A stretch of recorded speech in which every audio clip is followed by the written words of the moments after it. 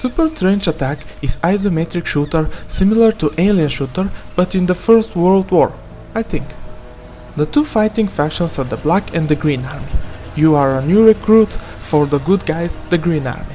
Immediately after your arrival, you have been given the most important tasks, so the story is to stop the bad guys.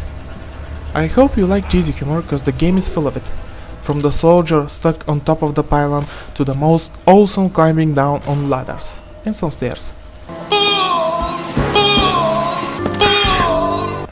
There is no way to not smile at least once. You meet also really colorful characters with funny lines.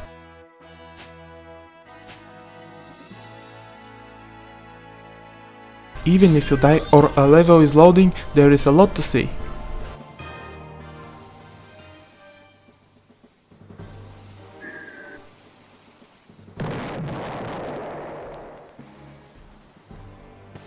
You won't find much video options in the game, but that's not big deal, because the graphics style used here is pixel art. You can choose between full screen, window, blur, 16 on 32 bits of color and resolution. But before choosing resolution you have to pick the type of your monitor. This is awesome, that way the picture will fit on your monitor and it won't change the quality or see black bars.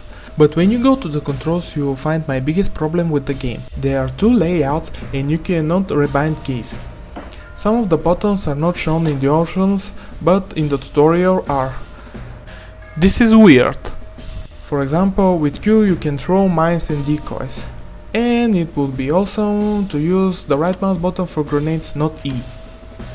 Oh well, it's not a game breaking thing and I used to the controls really fast. The other minor annoying thing is the movement. What I mean is, when you release the buttons, you don't stop immediately, character have momentum.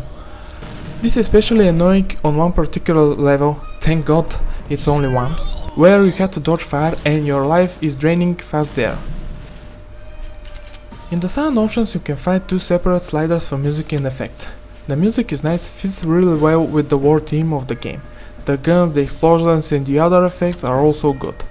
But at one point the sound of dying enemies will probably get on your nerves.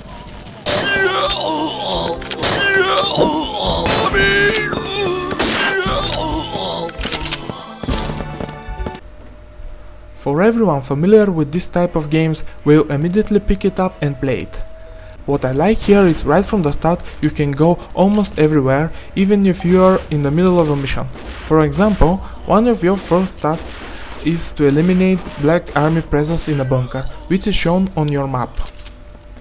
But there is another not shown. And if you kill everyone, there will be Green Army soldiers that will take care of the respawning enemies. The other interesting thing in the gameplay is full shooting. It won't make much damage, but it's funny to see the enemy jumping on one leg. In one of your missions you save a soldier and he becomes your partner. His AI is okay. When the enemy is in his range, he can take care of quite a few soldiers, but sometimes he is lost or stuck somewhere. If your partner dies, he will respawn in the camp and like you, he also gains levels. Like most games these days, here you have a light RPG system. After gaining a level, you have 5 points to distribute in 4 categories: pistols, rifles, health and grenades. In the Green Army camp there are a few tents. There you can do various things like buying new guns, medals with some bonuses, medkits and so on. My favorite items are the mines and decoys.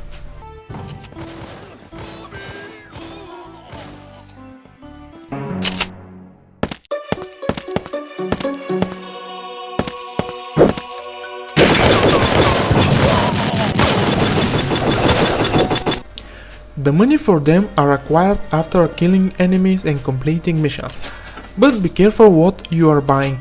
You have limited space and as much as I like to buy more mines, I couldn't. There is one more tent. But it's evil. It is evil, I tell you. Evil. You play blackjack there. Just listen to me, don't go there, you will lose a lot of money. Come here, little one.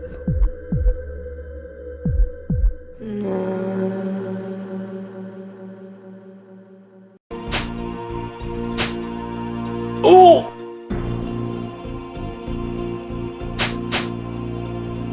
Be on the lookout for tunnels covered with planks. After destroying them, it's shown on your map and you can fast travel to that location. Enemy variety is enough, but I'm little disappointed from the bosses. Some of them are on rails, like House of the Dead, Time Crisis and so on. But it all depends of your taste for games like this. Most of the time I died are on those levels. From time to time you will find items such as piggy bank, plate and others with no value. They are for the completionists out there and you can see them in your tent. Also there you can see all your stats, how many times you died, what time you spent in the game and so on. In conclusion, I will say it's definitely worth the purchase. The package is full of content and it's surprisingly long. I definitely recommend it.